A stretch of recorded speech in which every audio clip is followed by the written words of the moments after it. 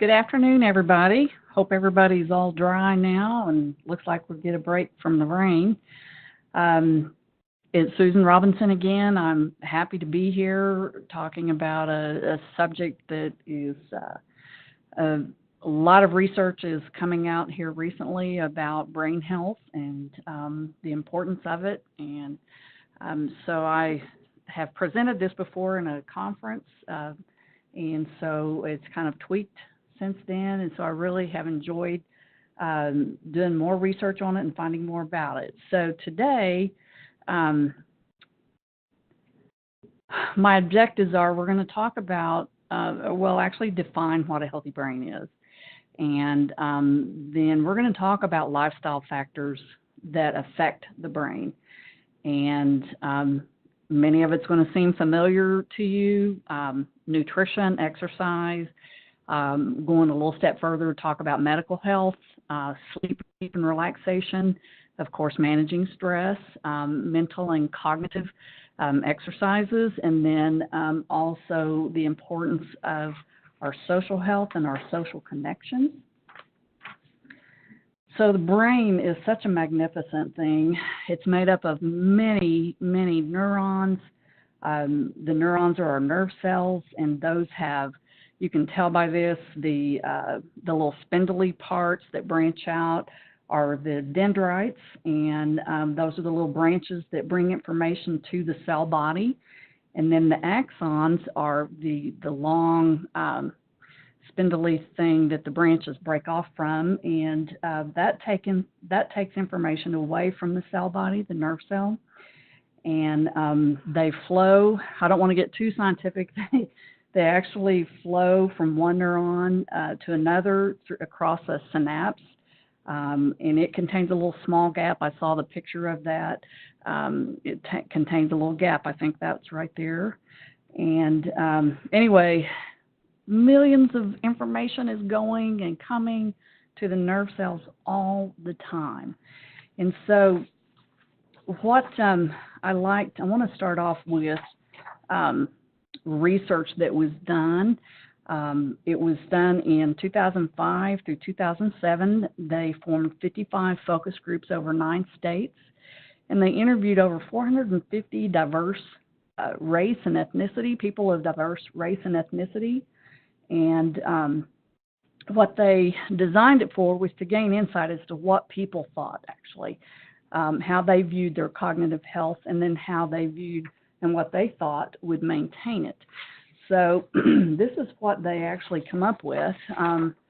The people thought most often that cognitive health was staying sharp, being alert, or being in the right mind, and living to an advanced age, and having good physical health, having a positive mental outlook and attitude, having a good memory, being socially involved. And you'll find, the more I talk about this, how important that those are because of how we are hardwired.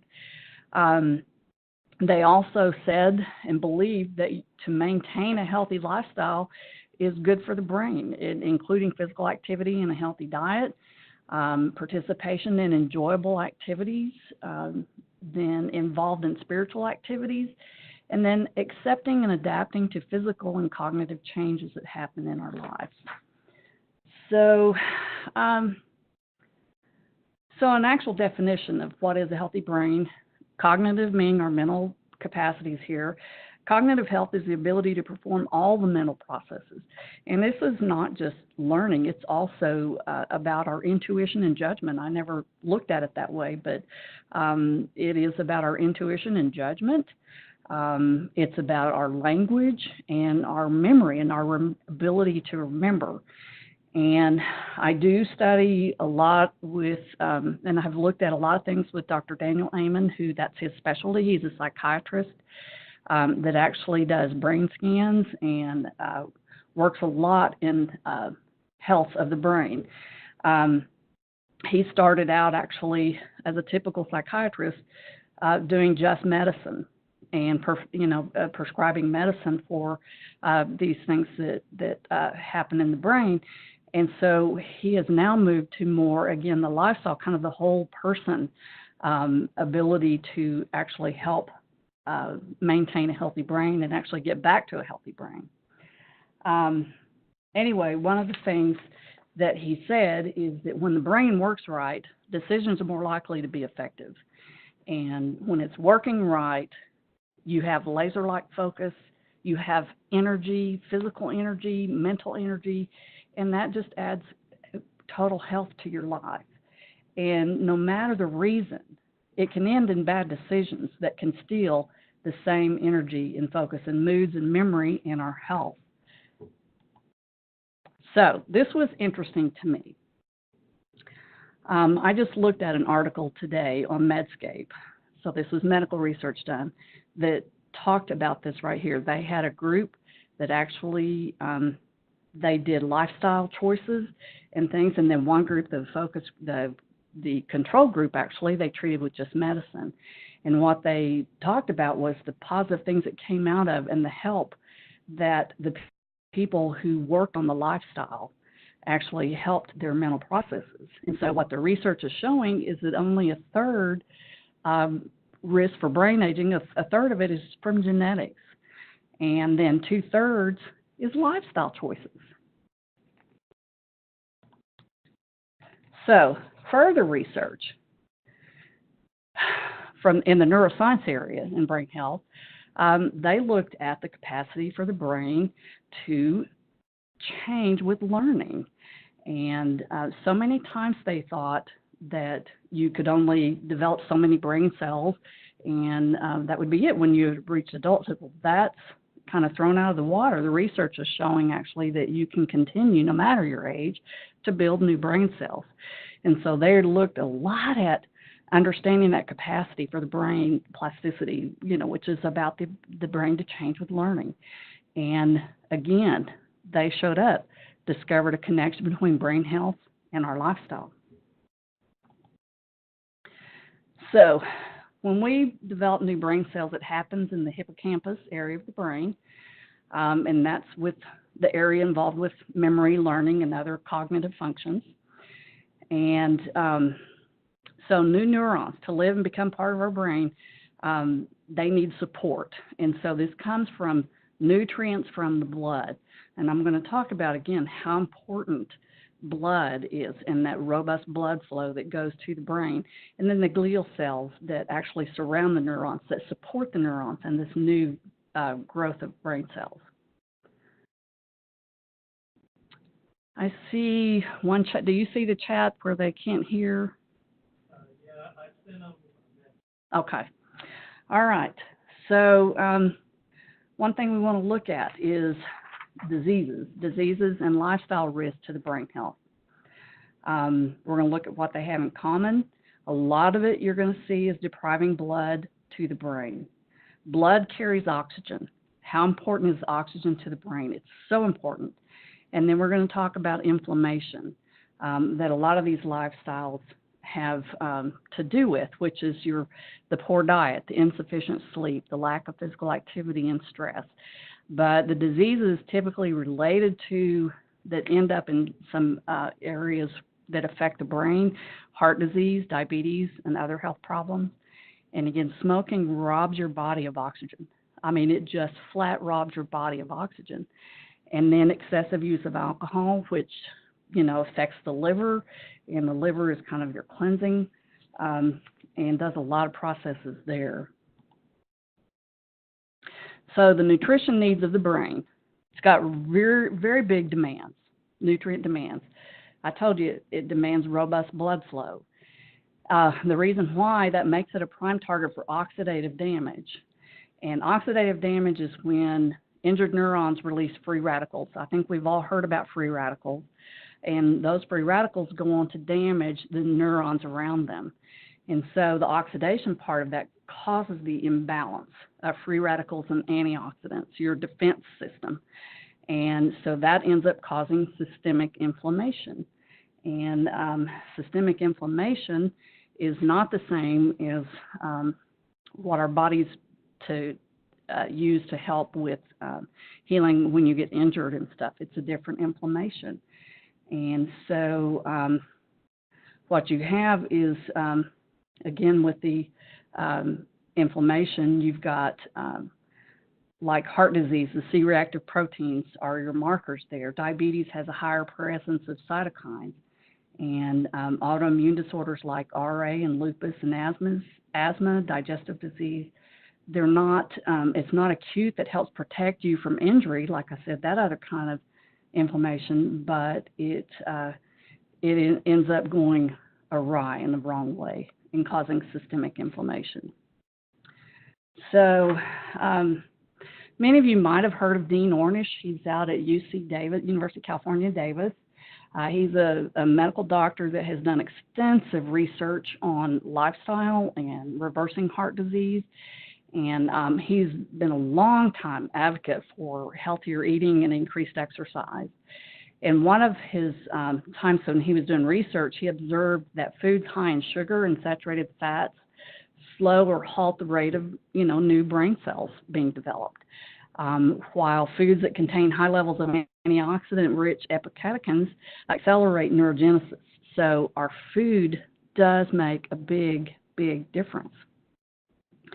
So if you want to know foods that trigger systemic inflammation, obviously we've heard a lot about trans fats, and I think a lot of our nation is actually trying to remove trans fats as much as possible. I know New York removed it from their donut shops.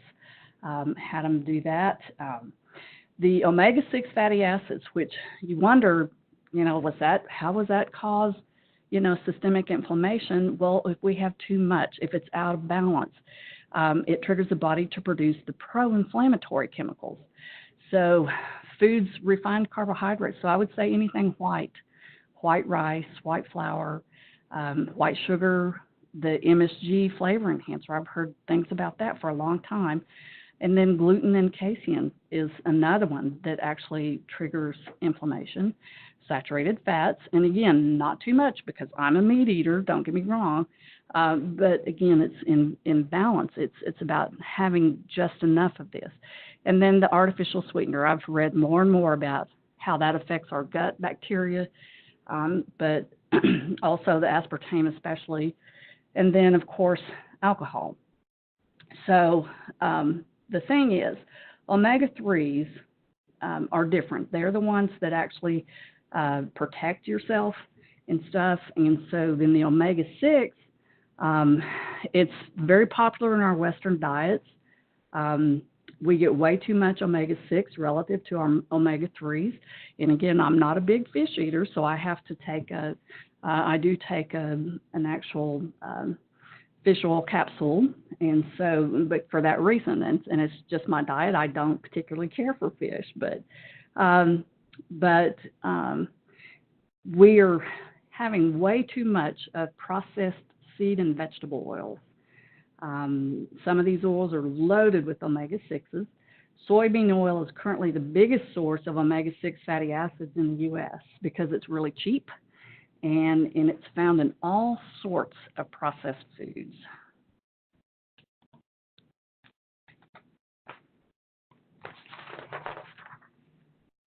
Again, we're in seems like a 24/7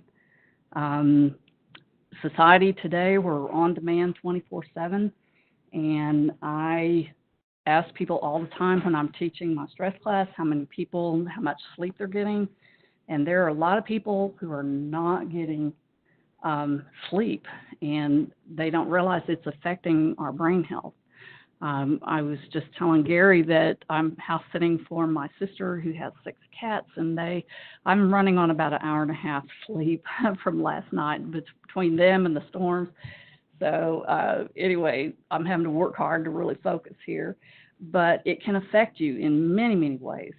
There's so much that happens to the body and the brain, actually.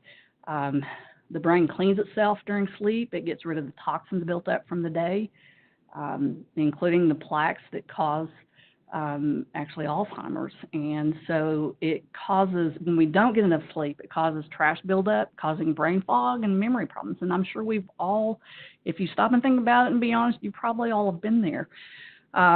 So also Dr. Amen says when we don't sleep, the blood flow is kind of impaired, and it's impaired to go into our brain, And so, again, because of brain fog and memory problems and stuff, we tend to make bad decisions at that time. I know how I feel when I'm lacking in sleep for sure, and how when I've not thought through things and stuff, it just affects you. And there's so much more that happens whenever we're asleep. The immune system, our metabolism, it's just so much happens. So I'll cover that a little bit more in just a few minutes. So inactivity. Sitting too much is linked to changes in the section of the brain that's critical for memory formation. So we start to have that cognitive decline. We know it's linked to poor glycemic control, our blood sugar, increased risk for diseases. And so a lot of research was done with this, and they looked at, they compared rats with sedentary to those that were active, and they noticed a thinning of the temporal lobe, which is the precursor to dementia. And so it can also cause more little branches than normal, makes them more sensitive, and then we're more sensitive to stress. The sympathetic nervous system is directly related to the stress system and the stress response. And so when that happens and the stress response happens, then that's when the blood pressure goes up. And then, of course, you know that when blood pressure happens and we have chronic blood pressure, that beats against the artery walls, causing little tears, and then the inflammation process goes there, and then it causes the plaque to build up in our heart arteries, so therefore causing heart disease. So, talking about stress, as you all know, I actually a month or so ago did a stress management presentation, so you're hopefully welcome to go back and view that. But what the neuroscientists have found is that chronic stress and that cortisol, that chronic presence of cortisol, can damage the brain. And I said in the last presentation on stress, the cortisol too much causes inflammation, that systemic inflammation.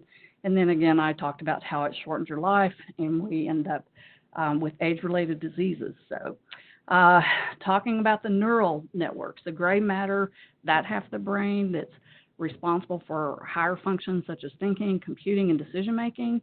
And then the other half creates communication network between the regions. Well, here's, I think I showed this one in my last presentation on stress.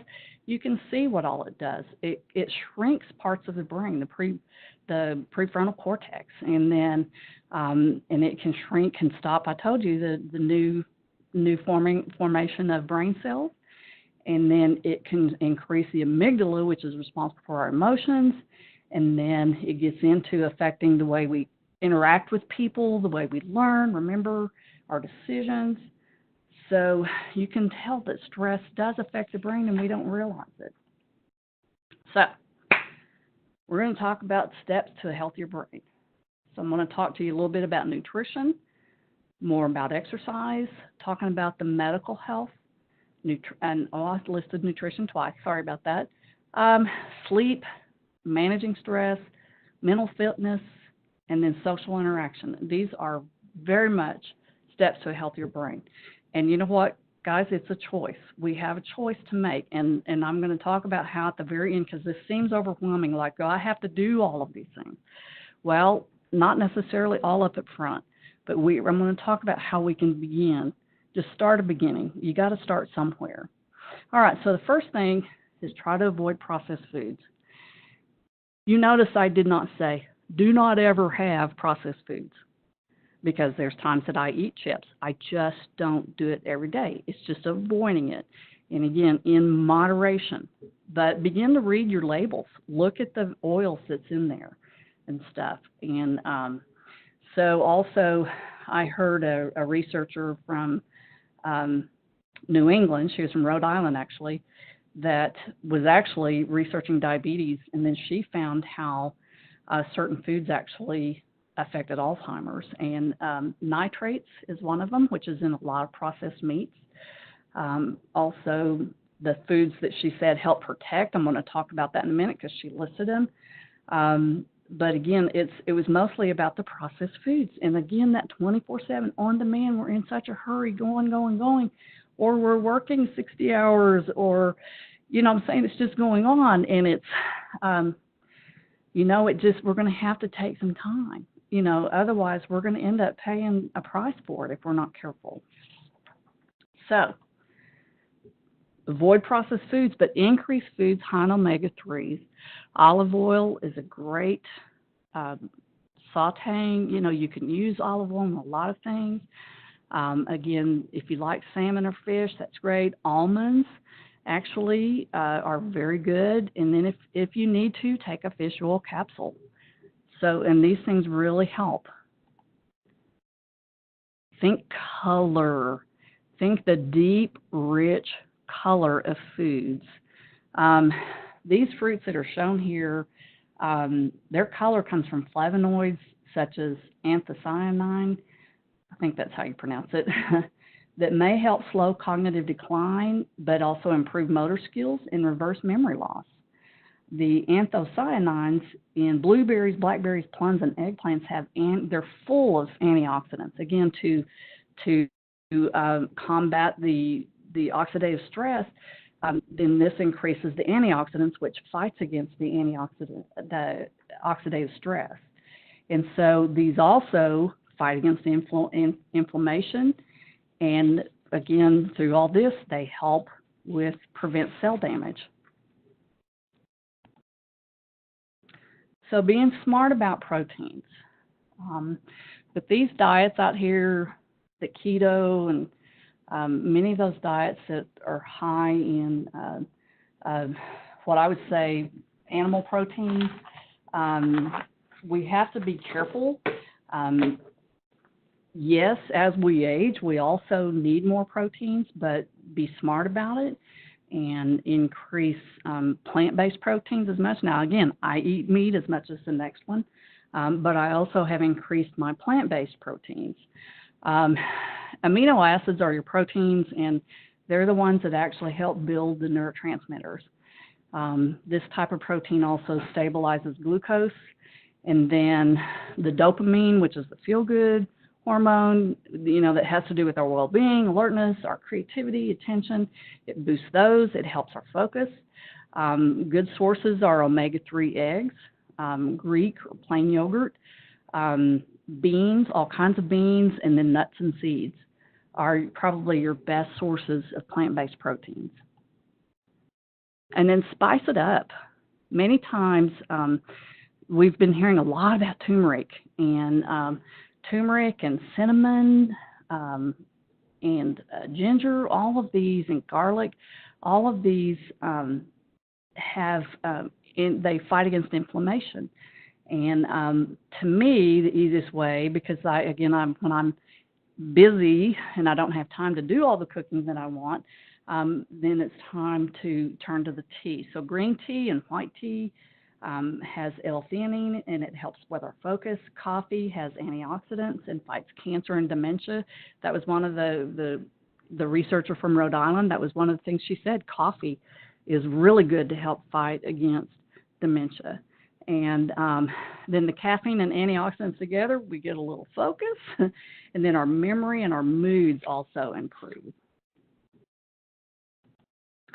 So come to the dark side when it comes to chocolate. Chocolate has some great antioxidant power. It's actually been shown to improve blood flow to the brain. Again, it helps our mood. There's hardly any sugar. It also has fiber in it. The good thing is it interacts with the gut bacteria. When you have a happy gut, you have a happy brain, and there's more research that's coming out to show that connection between the gut health and our brain health.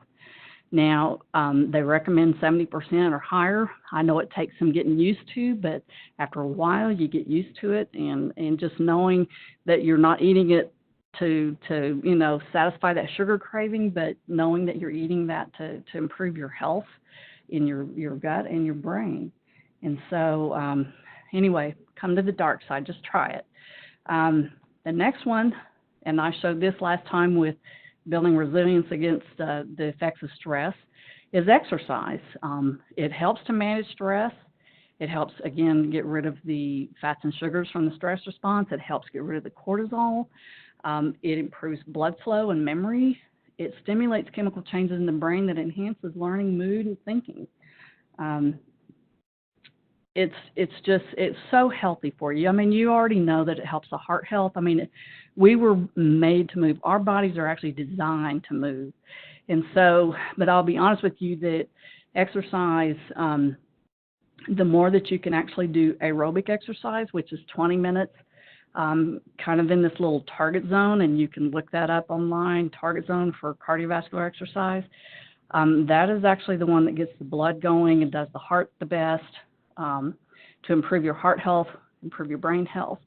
But you don't have to run the marathon or run the 5K. There's a big zone, and part of it is just briskly walking, and you'll be in a target zone. So if you can do that for 20 minutes, 3 times a week, that's great. Research has shown that it also helps with growing those new brain cells. It also builds up brain-derived neurotrophic factor and glial-derived neurotrophic factor, which those are the ones that surround the nerve cells and supports neurogenesis. So, medical health. Making sure that you keep going to the doctor, do regular checkups, keep your blood pressure under control, check your cholesterol, keep your, if you have diabetes, make sure there's lifestyle things that you can do to help control your diabetes. And then, most of all, and I know this is hard, and I know this message comes out time and time again about quitting smoking. It is the #1 cause of cancer. I mean, there's just so much to it, and I know it is hard. And just like the ads say on TV that, is put out, that it is hard. And so, but there are many, many resources out there to help you. But this, above all else, will stop the robbing of the oxygen that we need.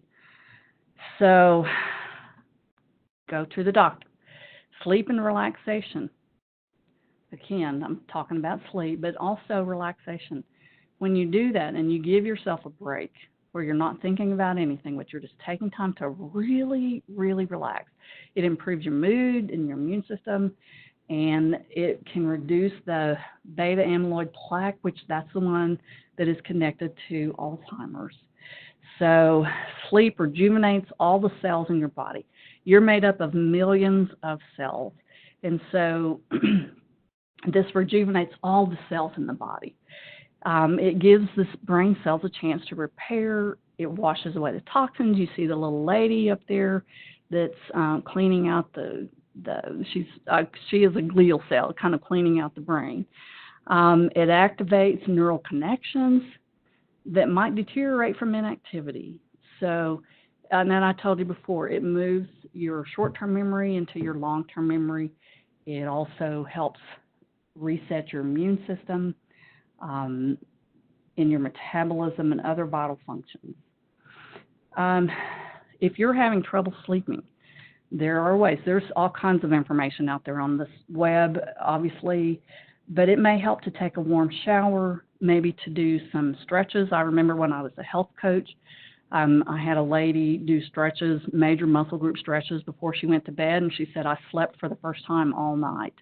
So it does help you relax. It gets your muscles, it does amazing things if you can do some stretches before you go to bed. Keep your room cool. Do relaxation breathing. Use the sense of medical research has shown that the smell of lavender actually works as far as relaxing you. So just if you have to put on some white noise, maybe oceans, or something like that, or listen to music, whatever you do. But just try to get relaxed. If you're having a hard time relaxing before you go to sleep, that may be just some suggestions for you. So a little differently than my other stress presentation, I'm also going to say practice meditation. Meditation is not any mystical thing. It's just a matter of finding something to focus on. So relaxation breathing, you can just take some deep breaths and, say a word, a scripture, or a positive saying. There's many things that you can do for meditation. And then the mindfulness, just paying attention. Again, this 24/7 distraction where we just stop and be mindful of what we're doing and paying attention to what, the world out there in front of you. even on the job, just paying attention and taking time to really focus in on that. Positiveness, staying positive is amazing. Dr. Ames said that when we have a negative thought, being mad or any kind of negative thought, that your brain actually releases a chemical that makes you feel bad. And so trying to stay positive, look for the positive in the situation, trying to be happy. Again, I'm not saying be a Pollyanna, that kind of happy, but you know what I'm saying, being satisfied. And so another few ways to look at stress is minimize the factors that make it worse. Establish control over your situation. Maybe it means getting organized. Get some help if you need. I want to focus in on that. Many times people kind of avoid the stigma of maybe going to see somebody and talk through some things with people. And that is just it. It's a stigma. It doesn't mean you're any healthier. Don't go to get some help. And so you kind of need to knock that stigma out of the water and go get some help if you need it, and it's not that they're there to put you on medicine or anything, but they really actually guide you in helping you to figure out how to minimize factors and how to gain control of your situation and maybe even how to get organized. So just get some help. And then change your attitude towards stress. As I said before, we all need stress. Our brain likes to just be comfortable all the time, but in order to do your jobs every day, we need some stress. Think of the guitar again. I think I said this the last time. If you think of a guitar and you have to put pressure on the strings and you hit them, but my goodness, it makes beautiful music. So try to change our attitude to stress, and remember, paying attention, monitoring yourself, figuring out what it is. Are the thing, make a list of the things that stressing you out, or is it in your control to change? And then if not, then you need to do the relaxation techniques, do the other things about mindfulness and meditation that will help you to go through that storm. So acceptance is one thing, is realizing what is out of our control. And once we do that, then we have to fight the stress response that's going to happen. All right, so mental fitness. Just as physical exercise is healthy for the body and your muscles, keeping your brain fit and healthy also decreases the likelihood of developing dementia. So mental fitness is learning, using your brain. It may improve brain functioning, promotes new brain cell growth, again, and like your muscles, you have to use it or you will lose it. So I found this interesting on the Cleveland Clinic's website about building your brain reserve. I like this. We all have brain reserve, and it started when we were kids, and it developed all the way through adulthood. And so people who continue to learn, embrace new activities, try something new, develop new skills and interests, they're building and improving their brain reserve. So that's a good thing to do. So what kind of learning are we talking about? Well, maybe it's taking time to keep up with current events or news, joining a book club, or listening to a new podcast, volunteering for projects that involve skills that you don't typically use, sign up for a free online course. The library has your community library has a ton. They have a ton of online courses that you can take and learn. And we also have EDX courses. I've got some listed on our website about financial well-being. There's many EDX courses taught by college professors that are free. And so there's all kinds of ways. You don't have to go and pay for training when it's right there available to you. And so sign up for a free online course. Interesting way, searching how to on an item that you use regularly, figure out how it was made or invented. And I keep hearing this, learn a new language. I remember in 7th grade, I was taking Spanish, and I was good. My teacher said I sounded authentic. Didn't receive the encouragement to go on. I kind of wish she had done that. But anyway, So even, and you don't have to learn the whole language, just some conversational language. Just even if, what I'm saying, just trying something new. All right, social interaction. So important. Social life can protect against memory loss, that connection, engage in stimulating conversation, get out of our devices and look at each other in the eye and have that stimulating conversation where it's challenging maybe our beliefs, or it's making you think through some things. You should want to be challenged, and then it also helps you identify your beliefs and your values. Stay in touch with family and friends. Guys, it is in our DNA to stay connected. And I'm just so afraid that with this world in our digital age that we're becoming less and less connected. And so I'm hoping that you'll heed me on this and try to stay connected. Studies have shown that those with the most social interaction in their community experience the lowest rate of memory decline. So that's why it's important. And maybe some of you are caregivers. And I know that we just put my mother in a independent living place, and she fought it tooth and nail. But, the first day she was there, she met friends down her hallway, and she is connected, doing things out with them every day, going to classes, and it's important to stay connected. So important. So this is going to be a little short today, so I'm going to talk about our final little talk here. Final thoughts. Eat for the brain. Manage your health. Go to the doctor. Get checked. Sleep for the brain. Move more for the brain. Manage and stress and relax for the brain. Keep learning and stimulating the brain. So I know, like I said, this is a lot thrown at you. So, and when I used to do health coaching, this is what we would do, because sometimes it seems overwhelming to where we don't want to do any of it because it's so much. So some suggestions. Pick one thing from this presentation. Pick one thing you can do to help your brain. Think of small steps. First steps, like take a 10-minute walk break a few times a week. And then just go from there. You got to reach some success at experiencing some small successes. And then you can go on. Add, if your diet's not that good, add one fruit and one vegetable a couple times a week. You know what I'm saying? Just start if you have to with just a couple times a week. Just start. You got to start. Even if it's one day a week, you just have to start doing something. Learn a new word. You can even go online, have that word, find it in the dictionary if you still have one. Learn a new word, and then learn what it is in different languages.